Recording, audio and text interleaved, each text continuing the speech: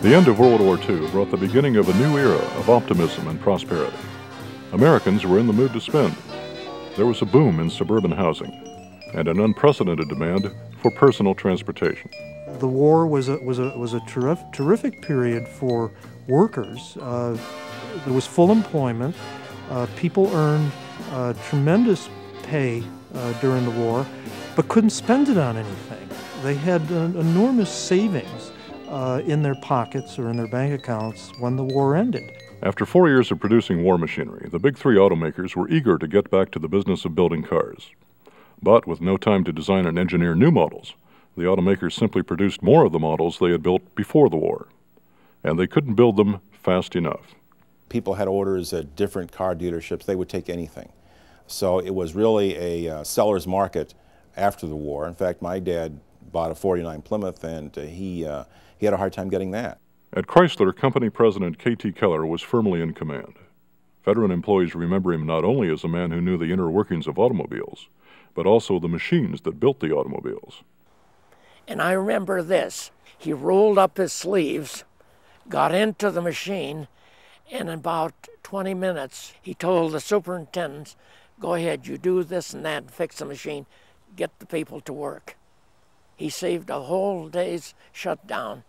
But that's the kind of a person K.T. Keller was. Keller was also rather conservative in his opinions of automotive design, and his opinions dictated the course of Chrysler's post-war styling.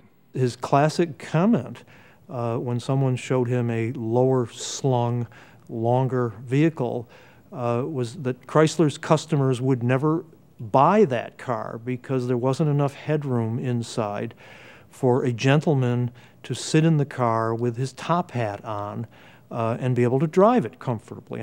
If you're a big family man like me, better get a Dodge. But while Chrysler products remained tall and traditional, the competition was making changes. Ford and General Motors developed new vehicles, new models that looked very different from the ones they'd produced during the war. They were built lower to the ground, they were longer, they were more streamlined in the look that they had. In much of its post-war advertising, Chrysler emphasized its reputation for engineering excellence. But in the early 1950s, the company began placing more emphasis on styling. And now, the whole family of the stars in styling. The high and wide cars K.T. Keller loved were falling out of favor with Americans. In 1954, Ford overtook Chrysler as the nation's second largest producer of passenger cars. And 1954 was really a very bad year for the corporation.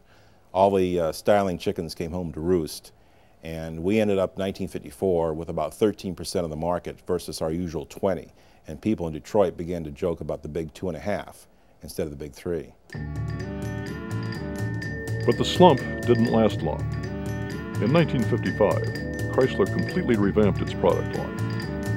The man behind the bold new styling was designer Virgil Exner. He called it the forward look. As the forward look cars began appearing, Chrysler's image was reversed. Instead of being known as Detroit's stodgy automaker, the company now enjoyed a reputation as an innovator in engineering and design. America's love affair with the automobile had never been stronger. And for millions in the late 50s, autumn was one of the most exciting times of year, the time when the new cars were unveiled. I can remember them being covered, and I can remember the dealership windows being papered over and people there looking through to see if they could get a glimpse of new models. So there was a lot of excitement. This was rolling sculpture, and it was very much a part of the time, especially for those of us who grew up in the automotive community. By the early 1960s, the boys and girls of the post-war baby boom were growing up. The automobile was about to assume another role as a means of expression and freedom for a new generation. Chrysler in the 1960s, coming soon on CEN.